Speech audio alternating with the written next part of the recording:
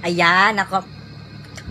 Ayan, kanina, grabe talaga, ang dami talagang pumunta kanina, hindi ko talaga in-expect. Ibang-iba talaga to sa kwan sa nangyari sa akin sa first na kwan ko.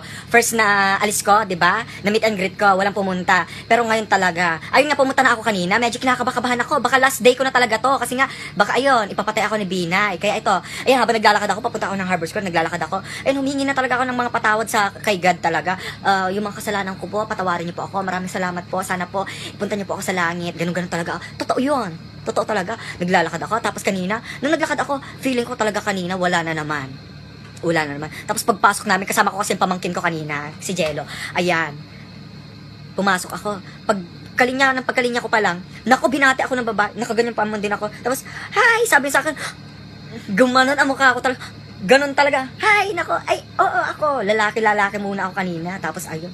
Grabe, ang dami talagang pumunta. Kaya, ayun, sunod-sunod ang picture talaga sa akin. Siyempre, tingin talaga ako sa mga tao doon. Gagano. Diba? Nakita nyo? Diba? Fame whore. Diba? Tapos kanina, pilitan na talaga kanina eh. Picture tayo ha. Picture tayo para may maipost ako talaga. So, picture talaga. Wala talaga sila magawa. Yung isa nga kanina, wala siyang kwan eh. Lobat na kanina yung cellphone niya. Ginamit ko na lang to para may picture kami. Para ipakita lang talaga na madami na nagpa-picture sila sa akin. So, ayun nga. Ang dami talaga. Sana nga, gusto ko talaga araw-araw talaga may meet and greet para i-push talaga natin yung kanayan, yung pambansang fame whore na yan. So, ayun, ayoko din naman masabihin na snub nga, tsaka ayoko masabihin na lumaki ang ulo, di ba? Kasi yun naman ang mahalaga talaga, dapat nakikipag-interact ka sa mga followers, mga fans talaga, di ba? Ayan, tsaka ayan, dapat wag yung sa akin kasi ayaw ko talaga maging maere, 'di ba? Para mamahalin niyo pa rin ako, para madami pa rin mag-follow sa akin, 'di ba? Madami magla-likes, 'di ba? Ganoon naman talaga dapat eh. Yung mga iba diyan talaga, sumikat lang nako. Tigil-tigilan ninyo ako, sumikat lang, nagkaroon lang ng madaming likers, tumaas ng tingin sa sarili, tigil-tigilan niyo ako, hindi naman kayo mayayaman, mahirap naman kayo, pero pupush talaga natin talaga yan, yung meet and greet na yan, kasi mayaman ako, kahit gumastos ako talagang magpapa-meet and greet talaga ako, pero next time, hindi na talaga si Starbucks, no, hindi na si Starbucks yung meet and greet, sa 7-Eleven na lang, naintindihan ko kayo talaga, yung mga walang pera dyan, ayan, yung Starbucks kasi kanina, sinarang kami, hindi 24/7, di ba? So, sa 7-Eleven na talaga tayo, di ba? Kasi doon, makakabili ka ng kape, ayan, pwede kang tumambay doon, di ba? Tsaka madami kang mabibiling mga ice cream, may mga, mga dilis-dilis doon, di ba?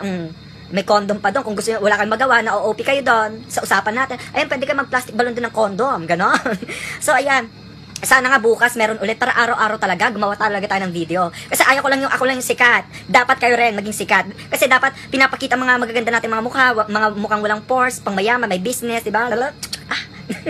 Ayan, so asahan niyo po talaga na marami pa talaga akong gagawing videos at talagang gustong-gusto ko pa talaga kayong makilala para may maipost ko po putang.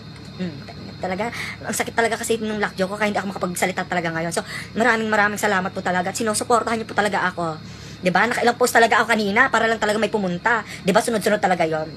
Sa pilitan talaga. Ang hirap talagang yung hindi ka naman talaga sikat, pero feeling mo talaga sikat ka, 'di ba? Ginagawa mo lahat ng paraan para puntahan ka. Ganun dapat, 'di ba?